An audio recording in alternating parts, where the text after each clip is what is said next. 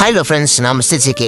இந்த வீடியோவில் எதை பற்றி பார்க்க போகிறேன்னா, ஆல்ரெடி நான் டாஸ்க் ரிமைண்டர்னு சொல்லிட்டு ஒரு அப்ளிகேஷன் பில்ட் பண்ணி அதை ஒரு வீடியோவாக போட்டிருந்தேன். நான் அந்த வீடியோவில் சொல்லியிருந்தேன், அந்த ஏபிஐ கீ எடுத்து அதை இந்த சாட்பாட்டில் போடுறது ஒரு தனி வீடியோவாக வேணுமான்னு சொல்லிட்டு கேட்டிருந்தேன். இப்போ அந்த ஏபிஐ கீ எப்படி இருக்கிறதுன்றதை இந்த வீடியோவில் நான் காட்டுறேன். ஃபர்ஸ்ட் நீங்கள் என்னோட வெப்சைட்டுக்கு போங்க.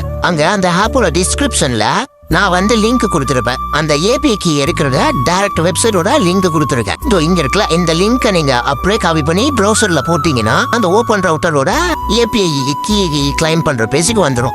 இந்த ஓப்பன் ரவுட்டர் என்ன பிளஸ் பண்ணா, அவங்க ஃப்ரீ ட்ரையல்ஸ் இந்த ஏஐ யூஸ் பண்றதுக்கு ஃப்ரீ ட்ரையல் கொடுக்குறாங்க. நிறைய மாடல் வச்சிருக்காங்க.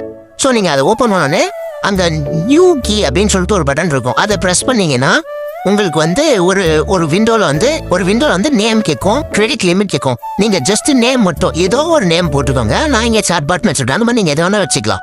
வச்சுட்டு வேற எதுவும் ப்ரெஸ் பண்ணலாம். வேற எந்த ஆப்ஷனும் ப்ரெஸ் பண்ணாம டைரக்டா அங்க கிரியேட்னு ஒரு பட்டன் இருக்கும். அது கொடுத்துட்டீங்கன்னா ஒரு கீ ரெடி ஆயிடும். அங்க இருக்க பாத்தீங்களா அந்த டெக்ஸ்ட் நீங்க காப்பி பண்ணிட்டு நம்மளோட அப்ளிகேஷன்ல அங்க ஆல்ரெடி நான் ஒரு கீ போட்டிருக்கேன். அது உங்களுக்கு கீ அங்கே இருக்காது. நீங்கள் தான் அங்கே அப்லோட் பண்ணணும். அந்த இடத்துல நீங்கள் அப்லோட் பண்ணிட்டு ஜஸ்ட் கமெண்ட் கீ கொடுக்கணும். கமெண்ட் கீ கொடுத்தோடனே அதை கமிட் ஆகிடும். அப்புறம் நீங்கள் என்ன பண்ணணும்னா, இதில் அந்த மாடல் லாஸ்ட்டில் ஸ்க்ரோல் பண்ணிங்கன்னா ஆட்டோ ரவுட்டர்னு ஒரு ஆப்ஷன் இருக்கும். அதை எனேபிள் பண்ணிட்டீங்கன்னா ஒரு மாடல் ஃபெயில் ஆச்சுன்னா கூட அடுத்த மாடலுக்கு அதை ஆட்டோமேட்டிக்காக ஸ்விட்ச் ஆகிக்கிற மாதிரி நான் செட் பண்ணி வச்சுருக்கேன்.